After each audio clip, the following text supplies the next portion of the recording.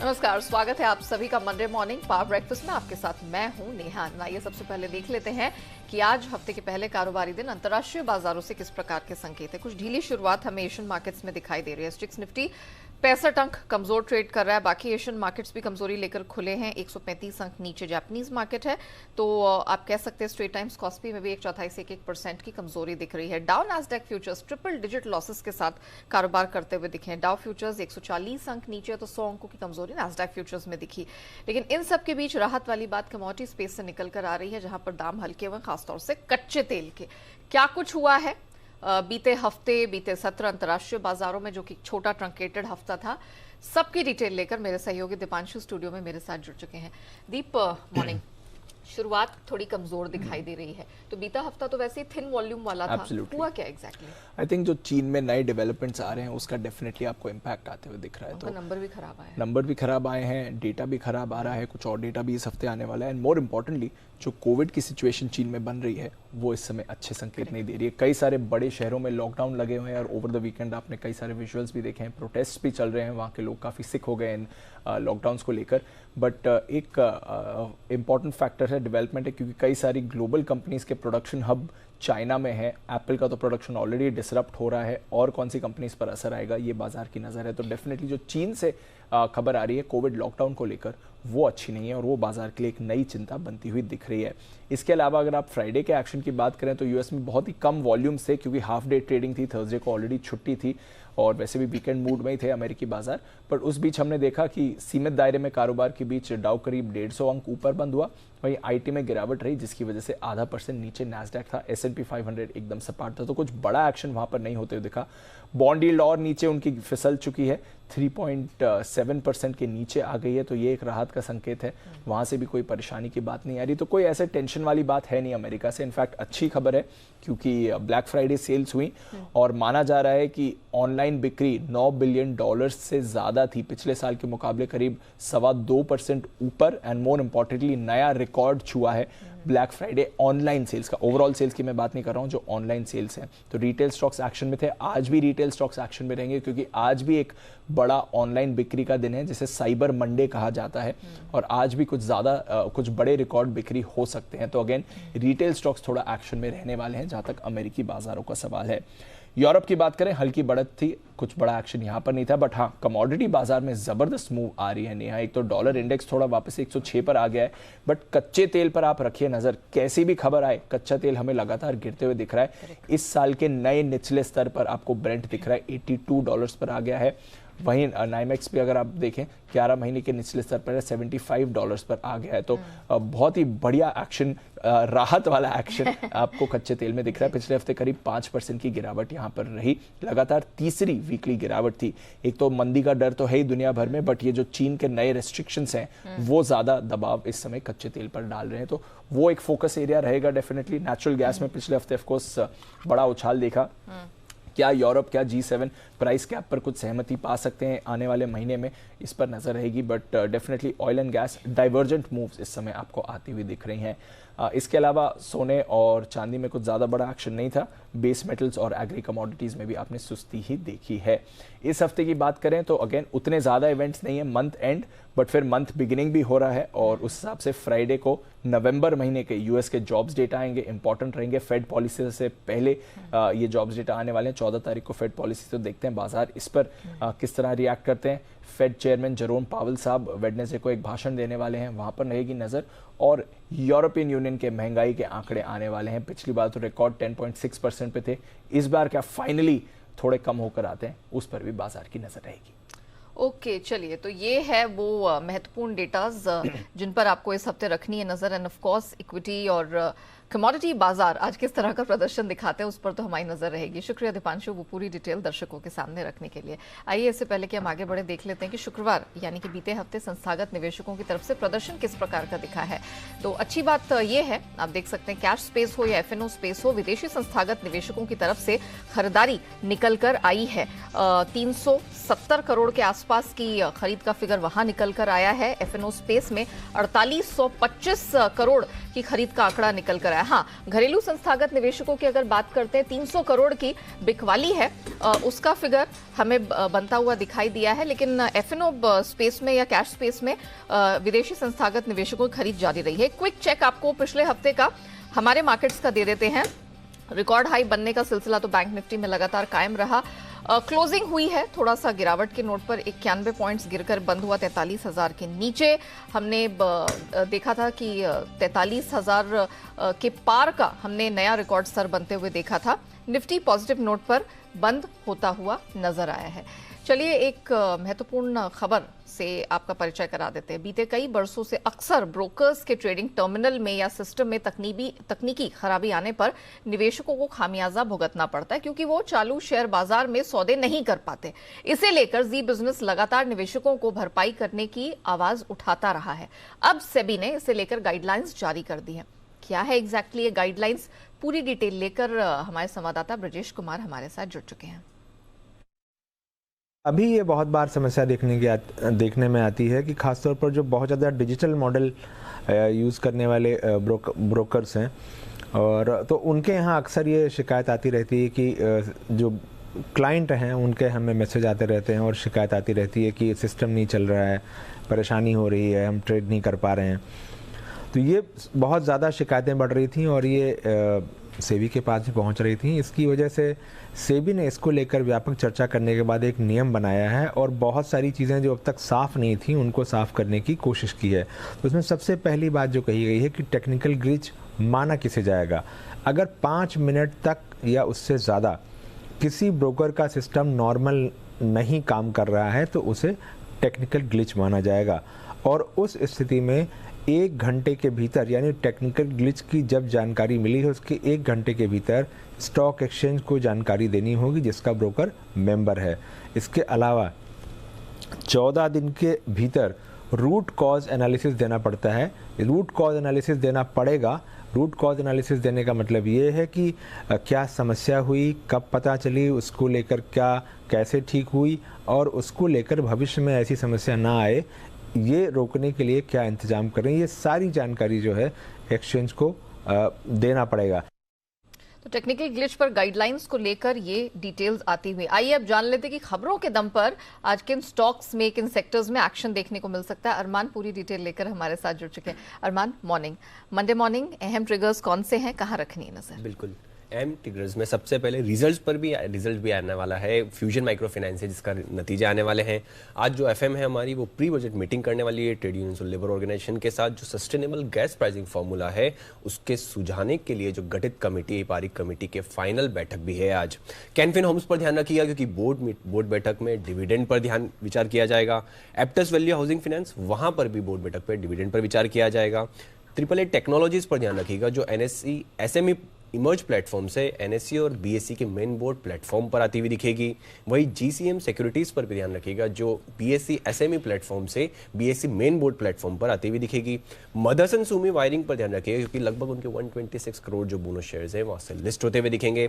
IPO update जिसमें धर्माज crop guard का जो है IPO आज से खुलने वाला है और ये IPO 30 नवंबर तक खुला रहेगा और लगभग इनका जो इश्यू साइज है वो लगभग 250 करोड़ का है और कंपनी ने एंकर बुक के जरिए 75 करोड़ जुटाए हैं जिसमें 3 जो है एंकर बुक में नामा है जिसमें एलारा, राजस्थान ग्लोबल और रेजोनेंस फंड है जो इसमें नामा है।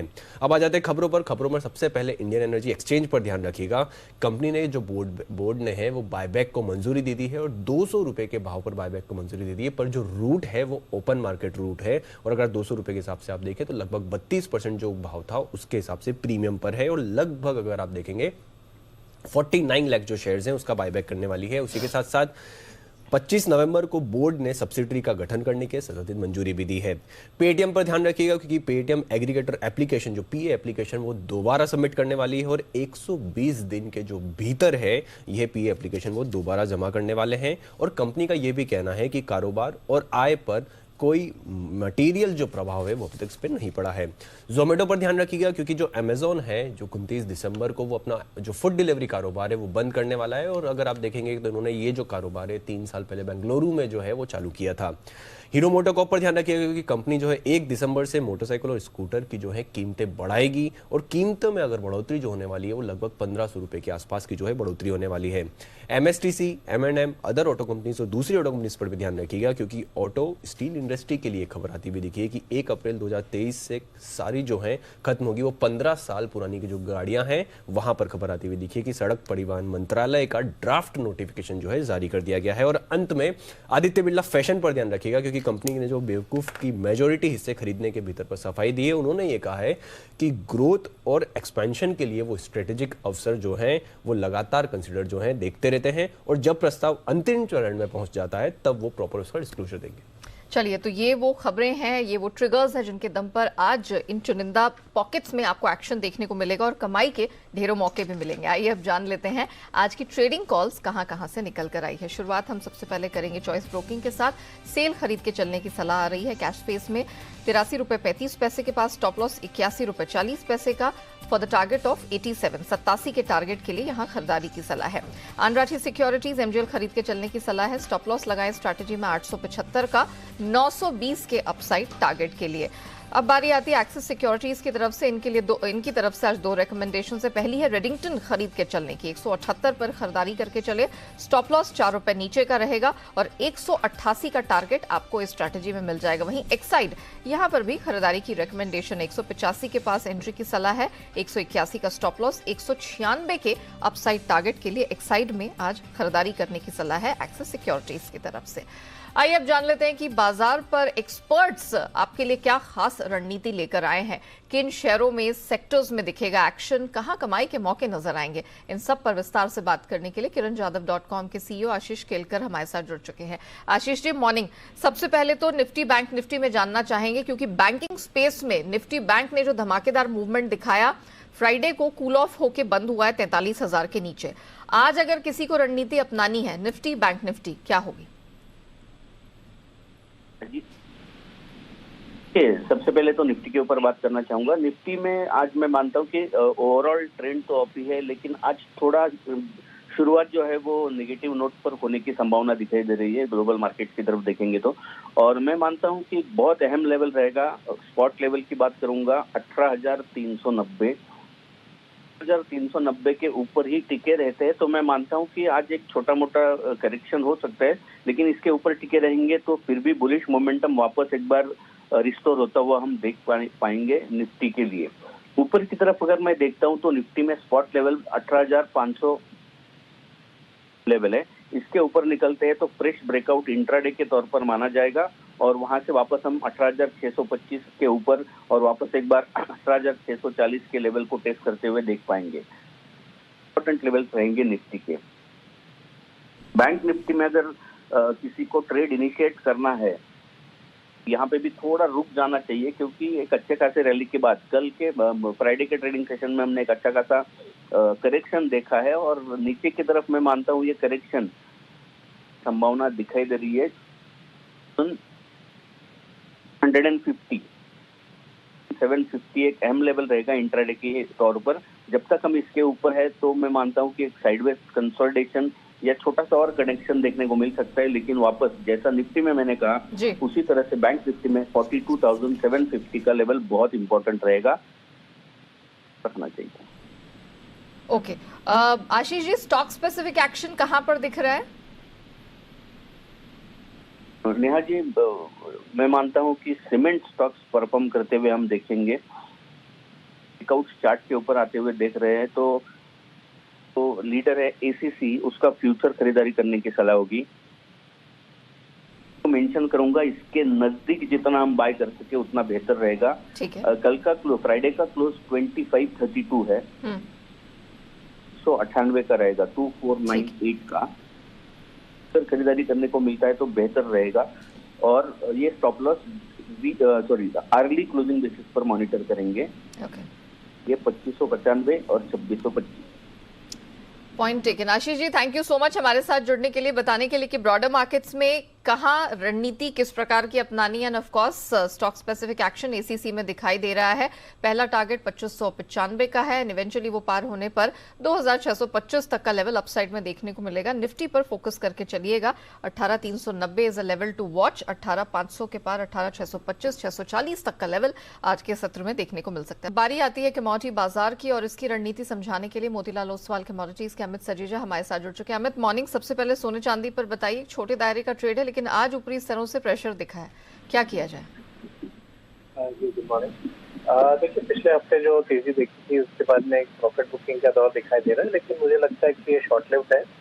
बाइंग अपॉर्चुनिटी प्रोवाइड कर रहा है और इंट्राडे पर्पस के लिए मैं समझता हूँ कि गोल्ड में करीबन 52,400 और चांदी में करीबन 61,400 से 300 के बीच जब प्राइजेस मिले तो एक बार एक बाइंग अपॉर्चुनिटी बनेगी, क्योंकि जो पिछले हफ्ते तेजी आई है उसकी फॉलो अप बाइंग हमें इस हफ्ते देखने मिल सकती है।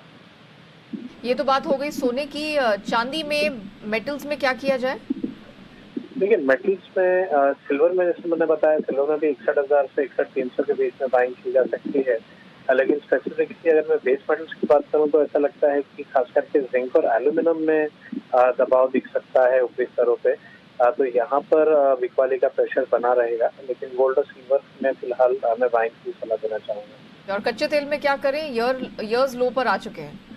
जी, देखिए, डेफिनेटली शॉर्ट टर्म फंडामेंटल्स जो हैं वो नेगेटिव हैं और उसके चलते जो प्रेशर बना हुआ है क्रूड ऑयल में वो बना रहेगा। इसलिए मैं सेल की सलाह देना चाहूंगा और 6,200 से 6,230 तक के स्तर हमें शॉर्ट टर्म में देखने मिल सकते हैं इंडेक्स पर। ठीक है, थैंक यू अमित हमारे साथ जुड़ने के लिए, कमोडिटी बाजार की रणनीति दर्शकों के सामने रखने के लिए। आइए अब बात करते हैं एफआईआर यानी एफआईआई इन्वेस्टमेंट रिपोर्ट्स की।